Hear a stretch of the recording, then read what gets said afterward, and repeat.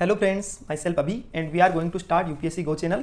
हम यहाँ daily Hindu analysis का रिवीजन करते हैं। यहाँ पे हम द हिंदू के अंदर जो भी करंट अफेयर्स आते हैं उनका एनालिसिस करने का काम करते हैं। लेकिन आपको एक छोटी सी चीज़ बता दें कि मेरे जो भी वीडियोज़ हैं वो आपको थोड़े से लेट आते हैं। उनका रीज़न ये है कि मेरे यहाँ पर सेल्फ एक्सप्लेनेटरी नोट्स है और आपको वो बहुत ईजी और सिंपल लैंग्वेज के अंदर याद हो जाएंगे और आपको बहुत अच्छे लगेंगे। अगर आपको अच्छे लगते हैं तो आप चैनल को शेयर एंड सब्सक्राइब कीजिए, और अगर आपको लगता है कि कुछ कमी है तो आप कमेंट कीजिए, हम उसमें इंप्रूवमेंट कर देंगे। तो लेट्स स्टार्ट द एनालिसिस। 20 अक्टूबर का एनालिसिस है, 20 अक्टूबर के जो न्यूज़पेपर्स हैं उससे रिलेटेड। सबसे पहले इसमें बहुत सारी न्यूज़ आई है, हम नंबर वाइज चलते रहेंगे। सबसे पहली न्यूज़ है over 2 million trapped in Gaza as attack continue. अभी भी अटैक चल रहा है। तो 20 लोग जो 20 लाख पैलेस्टीनियंस है वो कहाँ गाजा के अंदर, गाजा पट्टी में फंस चुके हैं। क्योंकि पहले क्या हुआ था कि इजराइल ने बोला था कि नॉर्थ जो गाजा पट्टी के अंदर जो नॉर्थ वाला एरिया है उसमें से लोग निकल के साउथ वाले एरिया में चले जाए। लेकिन अभी क्या हो रहा है कि साउथ वाले एरिया में भी अभी बॉम्बार्डिंग हो रही है। तो उसका दिक्कत ये हो रहा है कि अभी पैलेस्टीनियंस है उनको ये पता नहीं चल रहा है कि हमें किस ओर जाना है, कि हमें वहाँ रुकना है, हमें गाजा पट्टी पर रुकना है, नॉर्थ साइड में रुकना है या साउथर्न साइड में रुकना है। और सभी नॉर्थ साइड से निकल चुके हैं, साउथ साइड में चले गए हैं। और अगर वहाँ पर भी बॉम्बार्डिंग होगी तो दिक्कत आएगी, इसलिए वो अब इजिप्ट के अंदर जाने का ट्राई कर रहे हैं। ठीक है, तो इसमें दो चीज़ें काम की। एक तो गाजा स्ट्रिप, एक अभी इजराइल ने एक नई टेक्नोलॉजी आयरन बीम नाम से डेवलप की है। तो वहाँ दो चीज़ें इससे रिलेटेड इंपॉर्टेंट हो गई है। तो हम सबसे पहले तो ये पढ़ेंगे कि आयरन डोम क्या होता है, उसके बाद 1 बाय 1 सारी चीज़ें कंप्लीट कर देंगे। इजराइल मिसाइल डिफेंस शील्ड, सबसे पहले आयरन डोम एयर डिफेंस सिस्टम इजराइल। सारी चीज़ों को समझते हुए चलो, आगे बढ़ते चलो, सारी चीज़ें क्लियर हो जाएगी धीरे धीरे। आयरन बीम पढ़ेंगे, आयरन मतलब डोम पढ़ेंगे, उसके अलावा भी गाजा स्ट्रिप को भी पढ़ेंगे। सारी चीज़ों को कंप्लीट करेंगे फिर आगे बढ़ेंगे। नाउ आयरन डोम का मतलब क्या होता है? Short range ground to air, यानी short range ground to air air defence system है जिसके अंदर एक राडार होगा, एक टामिर इंसेप्टर मिसाइल होगी जो ट्रैक करेगी, न्यूट्रलाइज करेगी एनी रॉकेट्स और missiles aimed at Israeli targets. अब मेरी बात सुनो, इजरायली जो भी हमारे जो इजराइल के जो मिसाइल्स है, अगर उन पर कोई भी ऐसे रॉकेट्स और ऐसी मिसाइल जो इजराइल को टारगेट करेंगे, उनको मिसाइल को रोकने का काम, उसको पता लगाने का काम और उसको न्यूट्रलाइज करने का काम कौन करेगा? Iron Dome. ये ground to air air defence system है और शॉर्ट रेंज। इसके अंदर ये क्या करता है? रॉकेट्स को काउंटर करता है, आर्टिलरी को काउंटर करता है, मोर्टार को काउंटर करता है, एयरक्राफ्ट को काउंटर करता है, हेलीकॉप्टर को काउंटर करता है, अनमेन्ड एरियल व्हीकल जो यूएवी यानी ड्रोन्स होते हैं उनको भी काउंटर करने का काम करता है। ये सारी वेदर कंडीशंस के अंदर काम आता है। मतलब कभी भी आयरन डोम कहीं पर भी कौन सी वेदर कंडीशन हो, आयरन डोम काम करेगा। तो आप एक चीज़ बताइए, मैं अभी आपको एक आयरन बीम भी पढ़ाऊंगा साथ के साथ में। उनको आयरन वर्ड थोड़ा ज़्यादा ही पसंद है इजराइल के अंदर, तो आयरन बीम भी मैं आपको पढ़ाने वाला हूँ। लेकिन उसके अंदर वो सारी वेदर कंडीशन में काम नहीं करता है, इसलिए सारी चीज़ों को ध्यान से पढ़ते हुए चलना। आपको डिफरेंस भी पता होना चाहिए। उसके अलावा इसकी स्थापना मतलब इसको बनाया किसने? तो एक state run Rafale advance defence system है एंड इजराइल एरोस्पेस इंडस्ट्रीज, उन्होंने इसको डेवलप किया है। State run Rafale advance defence system, इसको डिप्लॉय किया गया था 2011 में। इसकी सक्सेस रेट है 80% एज पर एक्सपर्ट। इसके कंपोनेंट, इसमें 3 कंपोनेंट होते हैं, एक तो राडार, एक वेपन कंट्रोल, एक मिसाइल फायर। राडार का काम क्या होता है? डिटेक्ट करना और ट्रैकिंग करना। जो मतलब राडार जो डिटेक्शन एंड ट्रैकिंग राडार का काम क्या है कि इनकमिंग थ्रेट को स्पॉट करने का काम राडार का है। उसके बाद it has a battle management and weapon control system, इसके अंदर battle management and weapon control system भी होता है। वेपन कंट्रोल के थ्रू क्या होता है?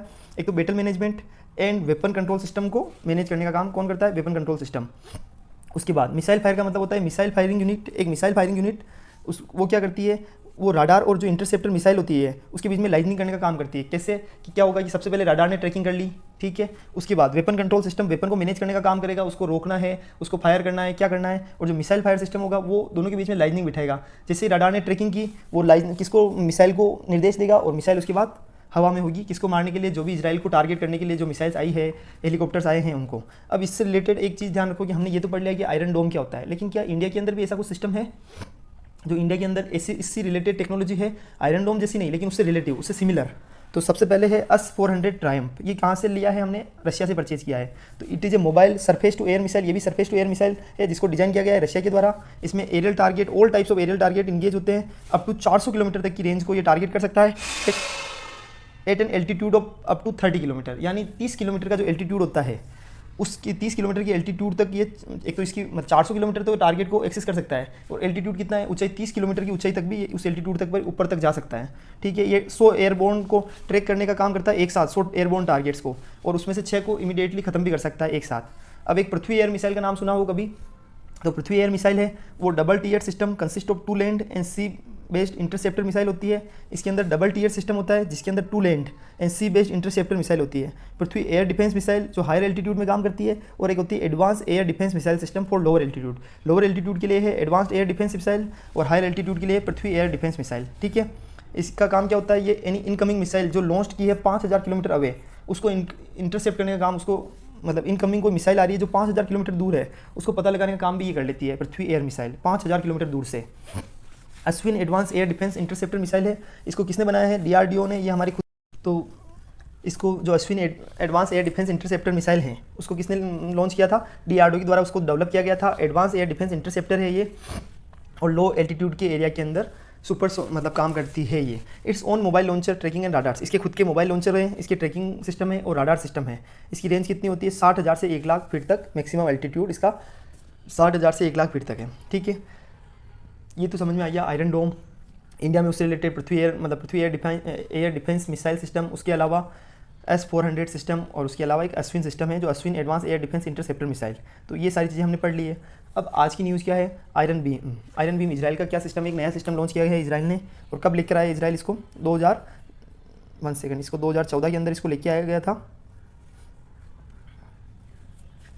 इसके अंदर क्या सिस्टम है? आयरन बीम, इसको मेगन भी बोला जाता है और इसको लाइट शील्ड मिसाइल सिस्टम भी बोला जाता है। ये क्या करता है? फायर करता है पावरफुल बीम्स को of light to destroy fast moving projectiles. मैं आपको एक छोटी समझाऊँ, एक आपने नाम सुना होगा लेजर लाइट। लेजर जो लाइट होती है, उस लेजर लाइट को जब वो कंटिन्यूसली चलती रहती है, ना तो वो किसी से रुकती है, और जब लेजर लाइट के बीच में कोई भी आ जाता है, लेजर लाइट जिस पर भी पड़ जाती है, वो विस्फोट हो जाता है उसका। तो फायर करती है पावरफुल बीम्स ऑफ लाइट के जो पावरफुल बीम्स को फायर करती है ताकि डिस्ट्रॉय कर सकते हैं फास्ट मूविंग प्रोजेक्टाइल्स। और जो ये लेजर लाइट निकलती है वो कंटिन्यूसली निकलती है, ऐसा नहीं कि वो रुक जाती है। ये यूएवी को इंटरसेप्ट कर सकती है, मिसाइल को कर सकती है, रॉकेट्स को कर सकती है, आर्टिलरी को कर सकती है, मोटार को कर सकती है। ये आयरन डोम के साथ मिलकर काम करती है। इसकी लेजर बीम कितनी होती है? 100 से 150 किलोवाट तक, मतलब इसकी कैपेसिटी होती है जो लेजर लाइट की किलोवाट, 100 से 150 किलोवाट एनर्जी एक साथ प्रोड्यूस करती है। इसकी रेंज कितनी है? 7 किलोमीटर तक।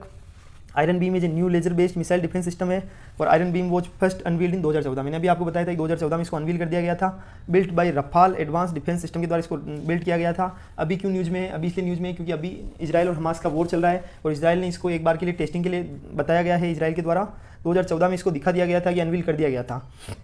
इसके एडवांटेज क्या है? तो continuous energy supply for laser का कंटिन्यूसली एनर्जी की सप्लाई करता है, तो उसके कारण फटाफट बहुत जल्दी शीघ्रता से जो भी हमारे उनके ऊपर जो भी टारगेट्स को नुकसान पहुंचाना है वो तुरंत पहुंचा देता है, और कॉस्ट सेविंग टेक्निक है उसके अलावा। लेकिन इसके डिसएडवांटेज क्या है? कॉस्ट सेविंग इसलिए है क्योंकि इसके अंदर कोई बारूद नहीं होता है, सिर्फ लाइट होती है। तो बारूद की तो कॉस्टिंग आती है, लेकिन लाइट की कोई कॉस्टिंग नहीं आती। एनर्जी एक साथ इतनी एनर्जी प्रोड्यूस करी जाती है कि सामने वाला जो रॉकेट है, मिसाइल है, वो डिस्ट्रॉय हो जाती है। लेकिन इसका डिसएडवांटेज क्या है? ये हेवी क्लाउड इशू, ये जो ऑल वेदर कंडीशन में काम नहीं करता है, जो कि आयरन डोम तो करता है बट आयरन बीम नहीं करता है। हेवी क्लाउड इशू है और नॉट ऑपरेट इफेक्टिवली, और ये इफेक्टिवली ऑपरेट नहीं करता है वेट कंडीशंस, यानी जो बारिश वाली कंडीशंस होती है उसके अंदर, और हेवी क्लाउड जब होते हैं तो वो लेजर लाइट क्या होती है? बादलों को क्रॉस नहीं कर पाती है उस समय, तो उसके कारण सामने वाला जो हमारा रॉकेट है, मिसाइल है, जो हम पर अटैक कर रहा है, वो बच जाता है। It requires a direct line of slight, ऐसा नहीं है कि बिल्कुल काम नहीं करती है, बट इफेक्टिवली जो उसकी एक्चुअल में स्ट्रेंथ है उतनी वर्किंग उसकी नहीं रहती है। और इसके अंदर सबसे बड़ी दिक्कत क्या है कि अगर लेजर लाइट से किसी को डिस्ट्रॉय करना है तो जो सिस्टम है और जो इसका टारगेट है वो लेजर लाइन के बिल्कुल बीच स्ट्रेट लाइन में होना चाहिए।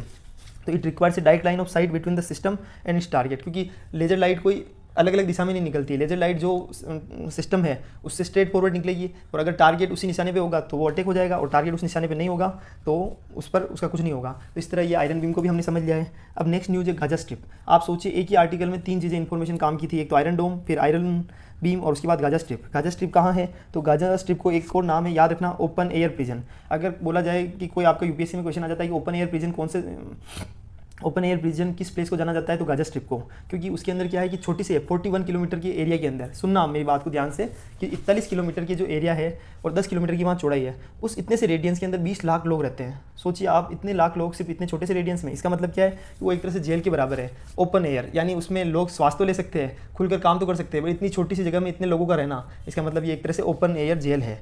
ये सिचुएटेड कहाँ सिचुएटेड है? ईस्टर्न मेडिटेरियन बेसिन, जो मेडिटेरियन बेसिन है उसके ईस्ट के साइड में गाजा स्ट्रिप सिचुएटेड है। इसके नॉर्थ एंड ईस्ट के अंदर इजराइल है, नॉर्थ में भी इजराइल है, ईस्ट में भी इजराइल है, साउथ वेस्ट के अंदर, जो साउथ वेस्ट के अंदर इजिप्ट है, और वेस्ट के अंदर, साउथ वेस्ट में इजिप्ट है, और वेस्ट के अंदर मेडिटेरियन सी है।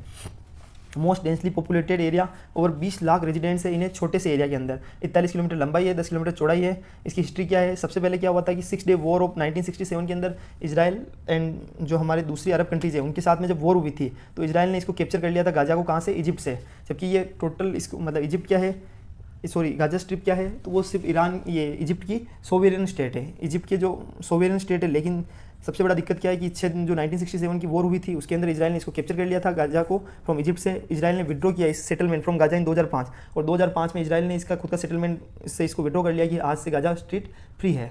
और उसके बाद क्या हुआ?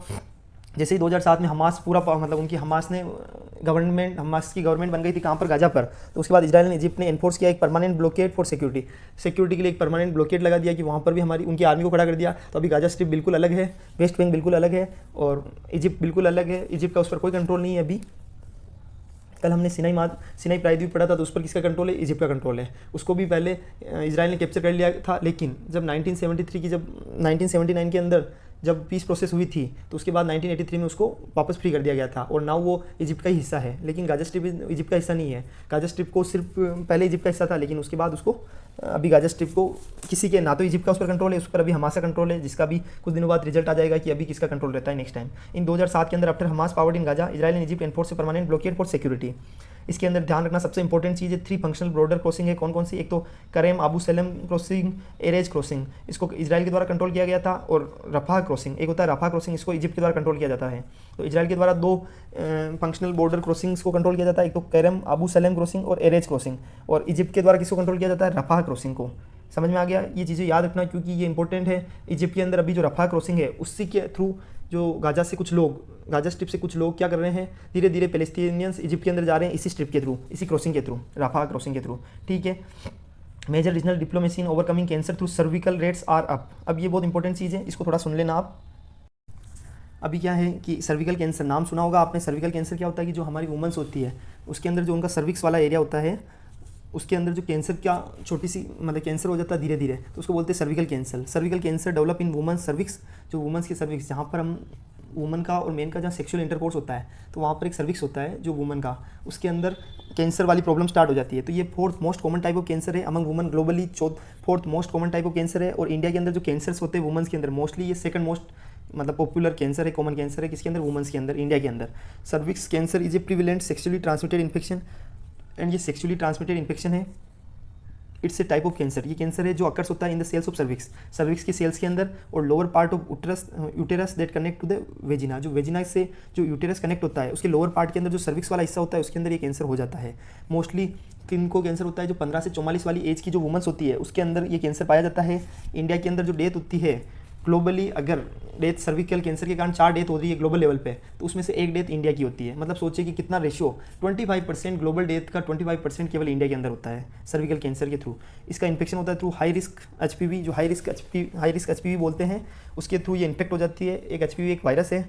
HPV की वैक्सीनेशन एंड बाई ट्रीटिंग, इसको प्रॉपरली ट्रीटमेंट करके इसको क्योर किया जा सकता है, किसको, सर्विकल कैंसर को। अब इसका ध्यान रखना, अभी इसमें सबसे इंपॉर्टेंट में हम पढ़ने जा रहे हैं HPV वैक्सीन भी बहुत मतलब जो ये HPV वायरस आती है उसकी वैक्सीन बहुत सारी है। उसमें सबसे पहली वैक्सीन है सर्वावेक, जो कि इंडिया के सीरम इंस्टीट्यूट ऑफ इंडिया है, उन्होंने इसको डेवलप किया गया है उसके द्वारा, और जो हमारे drug control authority of India है उनके द्वारा इसको अप्रूव कर लिया गया है सर्वावेक।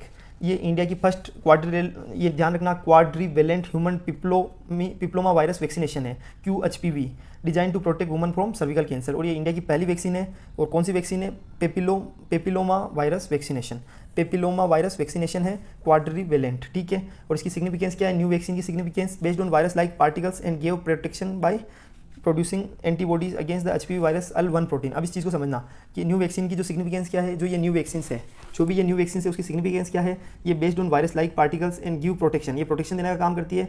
कैसे, एक एंटीबॉडी को प्रोड्यूस करती है अगेंस्ट जो HPV वायरस L1 प्रोटीन है उसके अगेंस्ट क्या एंटीबॉडीज को प्रोड्यूस करती है और उसके थ्रू प्रोटेक्शन देने का काम करती है। ये effective against 4 strain of the virus के 4 स्ट्रेन होते हैं, type 6, type 11, type 16 and type 18, उसके अगेंस्ट इफेक्टिवली काम करती है उन स्ट्रेन्स के अगेंस्ट में। सर्वावेक जो वैक्सीन है, ग्लोबल वैक्सीन के अंदर और भी ग्लोबल वैक्सीन अवेलेबल है, किसके लिए, सर्विक्स कैंसर के लिए, सर्विकल कैंसर के लिए। एक तो उसका नाम गार्डासिल, वो है क्वाड्रीवेलेंट वैक्सीन है वो भी, और एक है सर्वारिक्स है वो कैंसर, वो कौन सी है, बाईवेलेंट वैक्सीन है। अब ध्यान रखना, देखो अभी हमने एक तो सर्वावेक मतलब वैक्सीन पढ़ी है, उसको वो है quadrivalent human papilloma virus vaccination.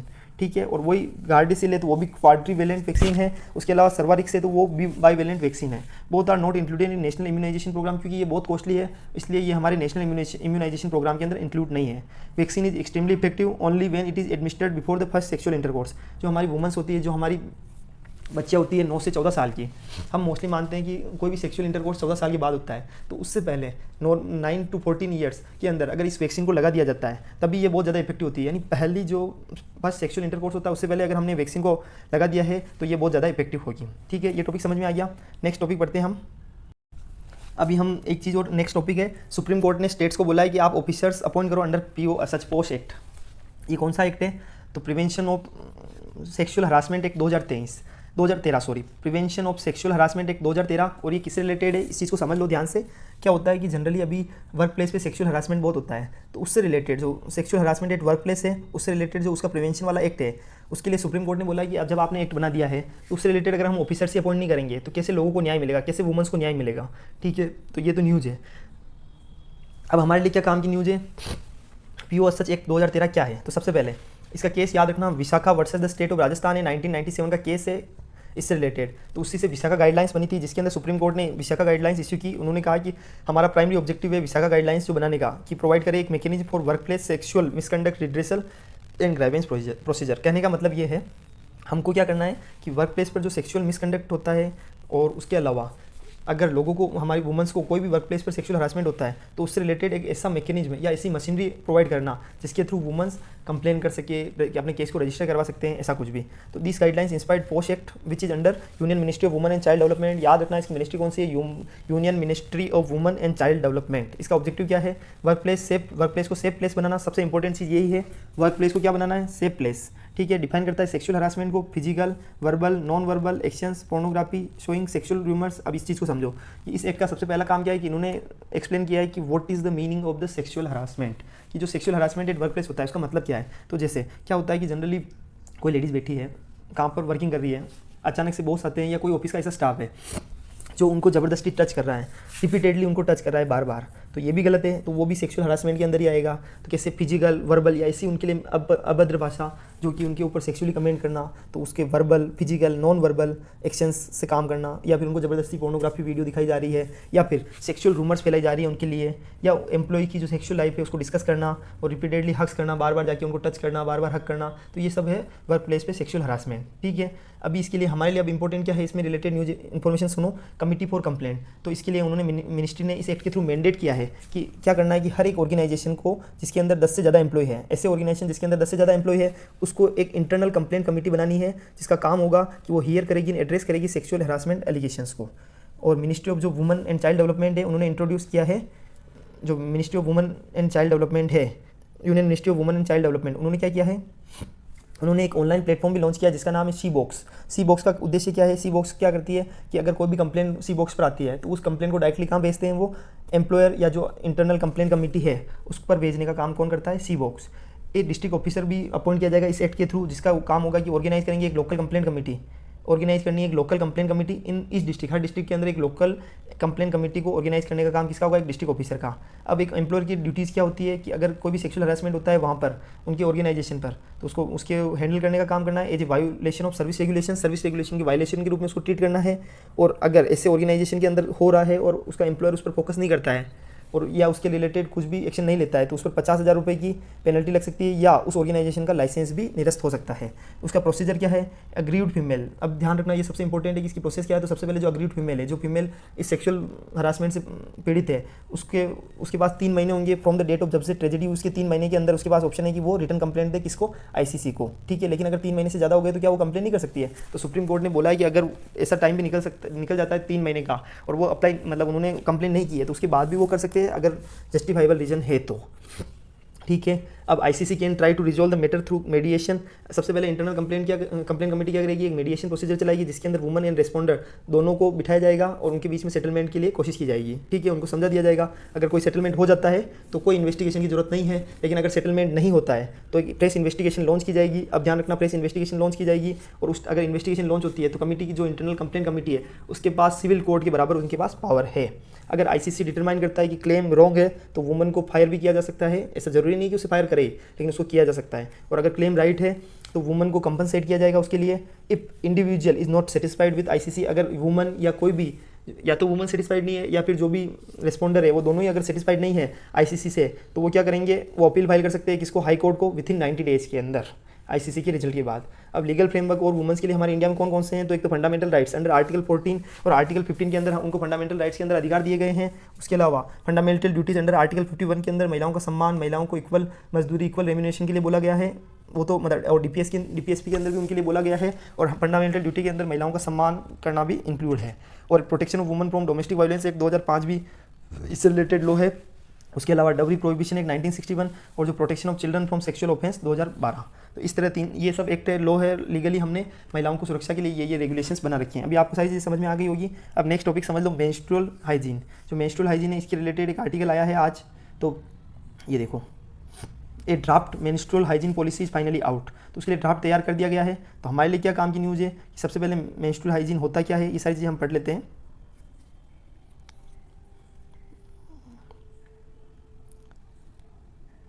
चलो, मेंस्ट्रुअल हाइजीन का मतलब समझ लो, जो मेंस्ट्रुएशन होता है यानी क्या होता है कि जो हमारी जो नॉर्मली गर्ल्स होती है वो उनके 14 ईयर्स के बाद में जब उनका मासिक प्रवाह चालू हो जाता है, यानी महीने के बीच में हर महीने के अंदर 3 से 4 दिन का पीरियड ऐसा होता है जिसके अंदर उनकी बॉडी से ब्लड निकलता है, तो उसको बोलते हैं मासिक प्रक्रिया। तो जो मेंस्ट्रुअल जो साइकिल होती है उस is associated with the onset of puberty in girls के अंदर जो पुबर्टी होती है, मासिक प्रवाह की जो प्रक्रिया जब स्टार्ट हो जाती है तो उस टाइम के उसको बोलते हैं menstruation. And many times it bring इसके साथ में क्या रूल्स, रेस्ट्रिक्शन, आइसोलेशन, अलगाव वाली चीज़ें भी, क्योंकि हमारी सोसाइटी में बहुत सारे रूल्स बने हुए हैं कि किचन में नहीं जाना, उसके अलावा मंदिर में नहीं जाना, तो बहुत सारे रेगुलेशन उसके साथ में स्टार्ट हो जाते हैं। इन मेन्स्ट्रुएशन जो डेज होते हैं, womens are prohibited from participating in day to day activities, यानी डे टू डे एक्टिविटीज़ के अंदर जो पार्टिसिपेशन होता है उसके अंदर भी वुमेन्स को प्रोहिबिट कर दिया जाता है। इसके रीजंस क्या है, इसमें कारण ये जो मेन्स्ट्रुएशन एक्टिविटी के अंदर जो उनको बैन कर दिया जाता है उसमें एक तो अवेयरनेस की कमी है, लोग उनमें लिटरेसी की कमी है, पॉवर्टी, गरीबी है, तो उनमें समझ के फ़र्क है। उसके अलावा जैसे कि डायपर्स का यूज़ करना या का यूज़ किए करके भी उनको स्कूल भेजा जा सकता है, लेकिन उनको स्कूल नहीं भेजा जाता है। क्यों नहीं भेजा जाता है? क्योंकि उनकी मासिक प्रक्रिया चल रही होती है। Government and non government programmes to promote menstrual hygiene, जो मेंस्ट्रुअल हाइजीन होती है उसको प्रमोट करने के लिए government and non government programme को लॉन्च किया गया है, जिसमें अवेयरनेस स्कीम है या सैनिटरी पैड पर सब्सिडी दी जाती है। लेकिन जो सैनिटरी पैड दिए जाते हैं उसकी भी क्वालिटी में डिफरेंस हो जाता है कितनी बार, तो ये सारे इशू भी उसके साथ साथ में आ जाते हैं। अब यूनिसेफ की स्टडी हुई थी 2011 के अंदर, जिसमें बोला था कि इंडियन गर्ल्स के जो टोटल इंडिया के अंदर जितनी गर्ल्स है उसके 13% आर, केवल 13% ही अवेयर है किसके लिए, मेंस्ट्रुएशन के लिए, और अभी वो बढ़ के 18 से 22% हो गई हैं। सोचिए आप, ओनली 22%, मतलब अभी भी 78% लोग गर्ल्स को अभी भी सैनिटरी पैड के बारे में पता नहीं है, उनको मेंस्ट्रुएशन प्रोसेस को कैसे प्रॉपर्ली करना है वो भी उनको पता नहीं है। तो 60% of girls missed school on menstruation days, यानी जो मासिक प्रक्रिया के जो दिन होते हैं उसके अंदर 60% जो गर्ल्स है उन्होंने स्कूल को मिस कर दिया है।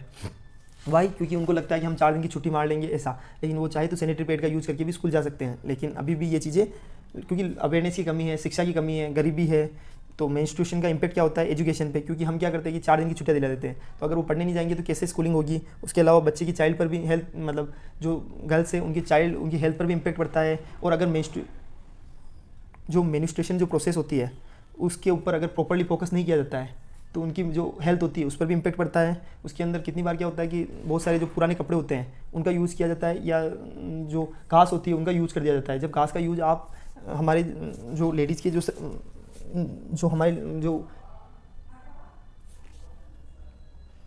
लेडीज़ जब अपने प्राइवेट पार्ट्स पर जब घास का यूज़ करती है तो उसके कारण सबसे बड़ी दिक्कत क्या होती है, उनके इन्फेक्शन हो जाता है। तो ये भी बहुत बड़ा इशू है। तो इस तरह उनकी हेल्थ पर इफेक्ट पड़ता है, उनकी इक्वलिटी के राइट्स पर इफेक्ट पड़ता है, उनके बच्चों की हेल्थ पर इफेक्ट पड़ता है, और एजुकेशन पर भी इफेक्ट पड़ता है इसका।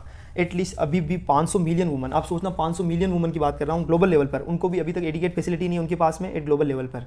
वर्ल्ड वाइड जो बड़ी डेवलप्ड कंट्रीज़ है उसके अंदर तो सारी चीज़ें पॉसिबल हो चुकी है, लेकिन अफ्रीका के अंदर भी आज अभी भी ऐसी सिचुएशन है जहाँ लोग अभी भी लेडीज़ को उनके लिए अवेयरनेस नहीं है। अगर कोई भी ब्लड आता है तो वो घास का प्रयोग करके उसको साफ कर देते हैं, लेकिन उसका सबसे बड़ा नुकसान क्या होता है कि उनके उससे इन्फेक्शन हो जाता है इनकी बॉडी के अंदर। तो इसका वे हाइट क्या है, तो सबसे वे हाइट एक ही है कि एजुकेशन को बढ़ावा दिया जाए, उसके अलावा अवेयरनेस प्रोग्राम को लॉन्च किया जाए, ऐसी फिल्में जो पेडमेंट टाइप की जो मूवीज़ बनी है उसको ज़्यादा से ज़्यादा प्रोत्साहित किया जाए, उनको अवार्ड दिए जाए। उसके अलावा ऐसी मूवीज़ को प्रोत्साहित किया जाए जो कि इससे रिलेटेड है, और लो कॉस्ट पेड प्रोवाइड किए जाए सरकार के द्वारा। इस तरह वे हाइट ये वाला काम हो सकता है। तो अभी आपको समझ में आ गया होगा कि मेंस्ट्रुअल हाइजीन के बारे में जो इन्फॉर्मेशन तो सारी समझ में आ गई। अब जैसे ही इससे रिलेटेड नए एक्ट और नए रूल्स और रेगुलेशंस आ जाएंगे हम we will discuss on this. ठीक है, आपको ये टॉपिक समझ में आ गया होगा। अभी एक न्यूज़ में इन्फॉर्मेशन है कि मैं अभी बता रहा हूँ आपको, 1 second. India share of growth to rise to 18%, जो इंडिया की ग्रोथ है वो राइज करके 18% हो चुकी है 16 से। तो कौन बोल रहा है? IMF बोल रहा है। तो इंटरनेशनल मॉनेटरी फंड के बारे में हम पढ़ लेते हैं कि IMF क्या है, IMF की बॉडी की स्थापना कब हुई। सबसे पहले तो हमारा टॉपिक क्या है, इंटरनेशनल मॉनेटरी फंड। तो अभी सबसे पहले इंटरनेशनल मॉनेटरी फंड की स्थापना कब हुई, तो 1944 के अंदर। कब कैसे हुई थी, तो एक ब्रेटन वुड कॉन्फ्रेंस हुई थी यूनाइटेड स्टेट्स के अंदर। उसी टाइम पे 3 ऑर्गेनाइजेशन थे, एक तो वर्ल्ड ट्रेड ऑर्गेनाइजेशन, एक तो वर्ल्ड बैंक और दूसरा था इंटरनेशनल मॉनेटरी फंड और एक वर्ल्ड ट्रेड ऑर्गेनाइजेशन भी था। तो जो वर्ल्ड ट्रेड ऑर्गेनाइजेशन था उस टाइम पे उसका नाम दूसरा था, तो तीनों की एक साथ स्थापना के लिए कहा गया उस ब्रेटन वुड कॉन्फ्रेंस में। लेकिन उससे सिर्फ दो की स्थापना हुई, एक तो वर्ल्ड बैंक की और एक इंटरनेशनल मॉनेटरी फंड की, इसलिए उनको ब्रेटन वुड ट्विंस भी बोला जाता है। और वर्ल्ड वॉर के सेटअप के जस्ट बाद में वर्ल्ड बैंक के साथ में इसकी स्थापना हो गई थी। और इंडिया ने कब इसको ज्वाइन किया था? 27 दिसंबर 1945। याद रखना 27 दिसंबर 1945 के अंदर इंडिया ने इसको ज्वाइन किया था। इसके अंदर टोटल 190 मेंबर्स है और जो रिसेंट अभी मेंबर बना रहा है वो है एंडोरा 2020 के अंदर। इसका उद्देश्य क्या है कि इंटरनेशनल मॉनेटरी सिस्टम को स्टेबल करना और एक्सचेंज रेट के जो सिस्टम है और इंटरनेशनल पेमेंट सिस्टम को मेंटेन करना, उसके अंदर उसकी स्टेबिलिटी को मेंटेन करना। और इंटरनेशनल मॉनेटरी फंड्स की रिपोर्ट्स कौन कौन सी है? तो याद रखना, एक तो ग्लोबल फाइनेंशियल स्टेबिलिटी रिपोर्ट, एक वर्ल्ड इकोनॉमिक आउटलुक। अगर क्वेश्चन आ जाता है यूपीएससी प्रीलिम्स में कि वर्ल्ड इकोनॉमिक आउटलुक रिपोर्ट को कौन इशू करता है, तो इंटरनेशनल मॉनेटरी फंड, ये याद रखना है आपको। अब आईएमएफ का स्ट्रक्चर क्या होता है? तो उसके अंदर एक तो बोर्ड ऑफ गवर्नर्स होते हैं, उसके अंदर एग्जीक्यूटिव डायरेक्टर्स होते हैं और मैनेजिंग डायरेक्टर्स होते हैं। तो मैनेजिंग डायरेक्टर 5 साल के लिए होता है और जो बोर्ड ऑफ गवर्नर्स होते हैं उसके अंदर वर्ल्ड की जो डिफरेंट कंट्रीज़ है, जो मेंबर कंट्रीज़ है, उसके अंदर के जो सेंट्रल बैंक के जितने भी गवर्नर्स होते हैं, जैसे कि हमारे यहाँ आरबीआई है सेंट्रल बैंक, तो उसके गवर्नर, इस तरह वर्ल्ड की सभी मेंबर कंट्रीज़ के गवर्नर्स बोर्ड ऑफ गवर्नर्स का पार्ट होते हैं। और फाइनेंस मिनिस्टर, दोनों सेंट्रल बैंक के गवर्नर्स एंड फाइनेंस मिनिस्टर, ये दोनों ही मेंबर होते हैं। एग्जीक्यूटिव डायरेक्टर के अंदर 24 एग्जीक्यूटिव डायरेक्टर्स होते हैं। ये हो गया आईएमएफ का स्ट्रक्चर। अब आईएमएफ के अंदर एक कोटा सिस्टम होता है जो डिसाइड करता है उस कोटा के क्या क्या, पहले तो ये देखते हैं उस कोटा सिस्टम है तो कोटा सिस्टम के फायदे क्या है। तो कोटा सिस्टम से डिसाइड होता है कि कितना कंट्रीब्यूशन किस देश को करना है। तो जितना भी कंट्रीब्यूशन डिसाइड हुआ कोटा सिस्टम से, उसके अंदर 25% तो हार्ड करेंसी में रखा जाएगा।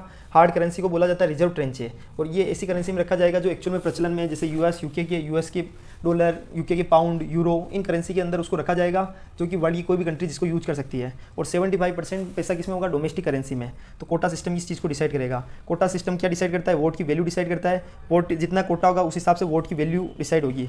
यूएसए का कोटा कितना है? 17% हाईएस्ट। और कोई भी डिसीजन होता है बोर्ड ऑफ गवर्नर का, तो वो डिसाइड कैसे किया जाता है? 85% वोट से। तो अब सोचिए, अगर कोई भी डिसीजन में 85% वोट चाहिए और केवल यूएसए का कोटा 17% है, इसका मतलब क्या हो गया कि अगर यूएसए के डिसीजन के बिना या यूएसए की एक्सेप्टेंस के बिना कोई डिसीजन पॉसिबल है ही नहीं, क्योंकि यूएसए का कोटा ही 17% है और 85% तो हमको चाहिए है। अगर यूएसए ने ना कर दिया तो 83% ही हुआ, इसका मतलब वो ऑटोमेटिक कैंसिल हो जाएगा। तो कोटा सिस्टम डिसाइड करता है वोट की वैल्यू, और कोटा सिस्टम से ही डिसाइड होता है कि डेप्ट कैपेसिटी कितनी, कोई देश कितना डेप्ट ले सकता है। जैसे कि अगर एक साल के अंदर कोटा सिस्टम का 200% डेप्ट लिया जा सकता है आईएमएफ के थ्रू, एंड टोटल कोटा का जो कोटा है उसका 600% तक का टोटल डेप्ट पूरे लाइफ टाइम में लिया जा सकता है। 600%, उससे ज़्यादा नहीं मिलेगा, और एक साल के अंदर 200% लिया जा सकता है कोटा का। ठीक है, अब कोटा सिस्टम कैसे डिसाइड होता है? तो फैक्टर्स क्या है? 4 फैक्टर्स है। एक तो जीडीपी, एक इकोनॉमी के अंदर ओपननेस कितनी है, उसके अंदर गतिशीलता कितनी है, एक वेरिएबिलिटी ऑफ इकोनॉमी कितनी है, और एक फॉरेन करेंसी रिजर्व। तो एक तो इकोनॉमी का खुलापन, एक इकोनॉमी की वेरिएबिलिटी और एक फॉरेन करेंसी रिजर्व। तो जीडीपी का है 50% वेटेज, ओपननेस ऑफ इकोनॉमी का है 30% वेटेज, इकोनॉमी की वेरिएबिलिटी का है 15% weightage, and foreign currency reserve का है 5% वेटेज। इस तरह ये वेटेज हर एक चीज़ के डिसाइडेड है। वर्ल्ड की जितनी भी कंट्रीज है उनकी GDP, openness of economy, variability of economy और फॉरेन करेंसी रिजर्व से डिसाइड किया जाता है कि किस देश का कितना कोटा है, और उस कोटा से उसका कॉन्ट्रीब्यूशन डिसाइड किया जाएगा, वोट वैल्यू डिसाइड होगी और डेप्ट कैपेसिटी को डिसाइड किया जाएगा। ये टॉपिक कंप्लीट हो गया है। एक नया टॉपिक और बेल्ट एंड रोड इनिशिएटिव है, वो भी आज न्यूज़ में है। बेल्ट एंड रोड इनिशिएटिव का एक्चुअली कल एडिटोरियल आया था 19 अक्टूबर को, तो उससे रिलेटेड वो इन्फॉर्मेशन बहुत काम की है, तो मैं आपको बेल्ट एंड रोड इनिशिएटिव भी समझा देता हूँ साथ के साथ। BRI इनिशिएटिव किसका इनिशिएटिव है? तो चाइना का इनिशिएटिव है। 2013 में उन्होंने इशू किया था ग्लोबल ग्रुपिंग। इसके अंदर क्या होता है कि वर्ल्ड की जो बहुत सारी कंट्रीज है उनकी ग्रुपिंग बनाई जाएगी और वो एक दूसरे का साथ देंगे किसके अंदर? ट्रेडिंग के अंदर। तो इसका उद्देश्य क्या है कि फैसिलिटेट करना cross border transportation of goods की क्रॉस बॉर्डर ट्रांसपोर्टेशन को फैसिलिटेट करना, एनर्जी को एक्सेस करना और चाइनीज़ इंडस्ट्री की डिमांड को बढ़ाना, क्योंकि मोस्टली एक्सपोर्ट किसका होता है? चाइना का। तो इसलिए ये इनिशिएटिव भी चाइना का ही है। China to Asia, China to Europe, China to Africa, इस तरह सभी एशिया, अफ्रीका, यूरोप को जोड़ा जाएगा चाइना के द्वारा। इसमें बहुत सारा इन्वेस्टमेंट चाइना का है, बहुत अलग अलग कंट्रीज़ का इन्वेस्टमेंट है। तो इसमें अराउंड 700 बिलियन US$ का इन्वेस्टमेंट है फ्रॉम 2013 से 2020 के अंदर हो चुका है। लेकिन इसमें क्रिटिसिज्म क्या है कि बेल्ट एंड रोड इनिशिएटिव के अंदर क्या किया जाता है कि चाइना क्या करता है, उसके थ्रू चाइना की डेप्ट ट्रेड पॉलिसी में फंसा दिया जाता है इस इनिशिएटिव के थ्रू। जैसे किसी भी देश को बोला गया कि आप हमारे साथ जुड़िए, आपको बेल्ट एंड रोड इनिशिएटिव के थ्रू हम एक्सपोर्ट इंपोर्ट को बढ़ावा देंगे। तो अगर वहाँ बेल्ट एंड रोड इनिशिएटिव में जैसे इन्वेस्टमेंट करना है तो चाइना क्या करेगा? उनको बोलेगा आप हमसे डेप्ट ले लीजिए, और धीरे धीरे डेप्ट लेते लेते डेप्ट इतना बढ़ जाता है कि वो चुका ही नहीं सकते। उसके बाद क्या करता है चाइना? उनके यहाँ की कोई भी पोर्ट है जिसको लीज पर ले लेता है, या उनकी यहाँ की कोई भी जगह है जिसको लीज पर ले लेता है। तो इस तरह वो अपनी विस्तारवादी नीति को बढ़ावा दे रहा है। तो चाइना अपने डेप्ट ट्रैप में फंसा के, डेप्ट ट्रैप की पॉलिसी सबसे बड़ी दिक्कत है। उसके अलावा जैसे श्रीलंका में हम्बनटोटा पोर्ट है, तो उसको 99 साल की लीज पर ले लिया गया है। पाकिस्तान के अंदर भी जो चाइना पाकिस्तान इकोनॉमिक कॉरिडोर बना है उसमें 91% रेवेन्यू, 91% बोल रहा हूँ, रेवेन्यू किसको? उसके रेवेन्यू 91% चाइना को जाएगी और सिर्फ 9% किसको मिलेगी? पाकिस्तान को। तो अब सोचिए पाकिस्तान कितना बड़ा बेवकूफ़ है। वो वैसे ही बेवकूफ़ है। लेकिन इससे ये पता चल जाता है कि पाकिस्तान को सिर्फ एक तरह से मोहरे के रूप में यूज़ किया जा रहा है। और अभी जस्ट इटली भी इससे हट गया है, इसलिए हटा है क्योंकि उनको पाकिस्तान और श्रीलंका की उन्होंने स्थिति देख ली है कि चाइना ने कैसे उनको डेप ट्रेप पॉलिसी में फंसा रखा है। अब पाकिस्तान के जो वहाँ के लोकल लोग हैं बलूचिस्तान के, वो उसका विरोध कर रहे हैं कि हमारे यहाँ पर चाइना की इस पॉलिसी से हमको इसमें इंक्लूड नहीं होना है। लेकिन ना तो उनको पाकिस्तान को रेवेन्यू मिल रही है और सबसे बड़ा बेनिफिट चाइना को है। तो न्यू और ये इसके अंदर सबसे बड़ा BRI का एक फर्स्ट इशू क्या पढ़ लिया हमने, क्रिटिसिज्म की, चाइना की डेप ट्रेप पॉलिसी को क्रिटिसाइज किया जाता है BRI के लिए। दूसरा न्यू कोलोनिज्म, क्योंकि इसके अंदर क्या होगा कि चाइना की जो बेल्ट एंड रोड इनिशिएटिव के अंदर वर्ल्ड की बहुत सारी कंट्री के अंदर बहुत सारा इन्वेस्टमेंट किया जाएगा। इन्वेस्टमेंट भी चाइना के द्वारा ही डेप दिया जाएगा और उन कंट्री द्वारा इन्वेस्टमेंट किया जाएगा। और चाइना को अगर टाइमली वो पेमेंट नहीं करते हैं तो उसका दिक्कत क्या मिलेगी कि चाइना उनको उनकी ज़मीन को लीज पर ले लेगा उसके बदले में। तो न्यू कोलोनिज्म को भी बढ़ाया दिया जा रहा है, जैसे ब्रिटिश एम्पायर ने किया था वैसे ही 21वीं सेंचुरी का यह मार्शल प्लान है। और dual nature of product, China Pakistan economic corridor है, building Colombo port city project, कहाँ पे श्रीलंका में कोलंबो पोर्ट सिटी प्रोजेक्ट को बिल्ड करना। उसके अंदर एक तो कॉमर्शियल नेचर में तो चाइना का है कि कॉमर्शियल क्या है कि इंपोर्ट एक्सपोर्ट को बढ़ावा देना, प्लस स्ट्रेटेजिक नेचर है कि उसको लीज पर ले लिया। अब जब लीज पर ले लिया तो वो एक तरह से उस पर वो उनकी स्ट्रेटेजिक मिशन को भी स्ट्रेटेजिकली भी उस पर काम कर सकते हैं। इंडिया का स्टैंड क्या है, तो इंडिया ने स्पष्ट बोल दिया कि हम BRI belt and road initiative को क्या पार्ट नहीं बनेंगे, क्योंकि चाइना पाकिस्तान जो इकोनॉमिक कॉरिडोर है वो पाकिस्तान ऑक्यूपाइड कश्मीर से गुजर रहा है और जो चाइना पाकिस्तान इकोनॉमिक कॉरिडोर है वो की कंपोनेंट ऑफ BRI का है। इसके इनिशिएटिव क्या लिए हैं इंडिया ने इसके अगेंस्ट, तो एक्ट ईस्ट पॉलिसी की ओर हम काम कर रहे हैं। सागर विजन जो कि security and growth for all in the region, उस विजन पर हमारा फोकस है। Asia Africa growth corridor, free and open Indo Pacific initiative, quad initiative, India Middle East Europe corridor जो भी G20 के टाइम हमने लॉन्च किया था। लेकिन अभी इजराइल एंड हमास के वॉर के चक्कर में अभी मामला थोड़ा सा अटका हुआ है, लेकिन धीरे धीरे ये भी सेटल हो जाएगा। इस तरह बेल्ट एंड रोड इनिशिएटिव को हमने समझ लिया। उसके अलावा हमने और क्या टॉपिक्स पढ़े हैं, BRI पढ़ लिया है। उसके अलावा इंटरनेशनल मॉनेटरी फंड को पढ़ा है। उसके अलावा हमने और क्या टॉपिक्स पढ़े हैं, जो मेन्यूट्रिशन हाइजीन है उस टॉपिक को कंप्लीट कर लिया है। एंड सबसे बड़ा टॉपिक हमने ये पढ़ा है कि जो सेक्सुअल हरासमेंट होता है वर्क प्लेस पे, उससे रिलेटेड टॉपिक्स विशाखा गाइडलाइंस याद रखना। क्वेश्चन आ जाता है कि विशाखा गाइडलाइन किससे रिलेटेड है, तो वो sexual harassment of woman at work place से रिलेटेड है। उससे रिलेटेड प्रोविजंस उसके अंदर है। वैक्सीन सर्विकल कैंसर, जो सर्विकल कैंसर है उसको भी हमने पढ़ लिया है, सर्विकल कैंसर को। उसके अलावा हमने गाजा स्ट्रिप को पढ़ा है एंड आयरन बीम को पढ़ लिया है, आयरन डोम को पढ़ लिया है। इस तरह सारे टॉपिक, आज के सारे टॉपिक को हमने कंप्लीट कर लिया है।